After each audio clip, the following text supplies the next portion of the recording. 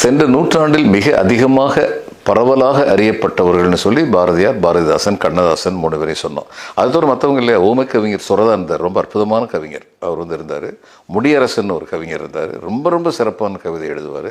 பட்டுக்கோட்டை கல்யாண சுந்தரம் இருந்தார். அவங்களெல்லாம் பற்றி பின்னாடி பார்ப்போம். இன்றைக்கி கண்ணதாசன், அவருக்கு தன்மேல உள்ள கவிஞன் என்ற முறையில் தன்மேல் இருந்த நம்பிக்கைங்கிறது அளவிடற்கரிய நம்பிக்கை. நான் தான் கவிஞன் தான், எல்லாத்தையுமே முடிவு பண்ணுறவன் அப்படின்னு சொல்லி ஒரு கவிதை எழுதினார். அதில் சில வரிகளை மட்டும் பார்த்தாலே உங்களுக்கு புரியும் ஒரு கவிச்செருக்கு என்பது எப்படியானது. அதாவது அதில் திமிர் கிடையாது, அது பெருமிதம் தான் இருக்குது. அது கொஞ்சம் குழந்தைத்தனமும் இருக்குது. தானே எல்லாத்தையும் they live in their world of imagination.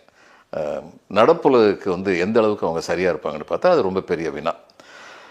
இவர் ஒரு இதில் ஆசிரியப்பான்னு சொல்லுவோம், அந்த 2 அசையாக விடும். அது ராயல் காவல் மாதிரி ஜாம்னு போகும் அந்த கவிதை.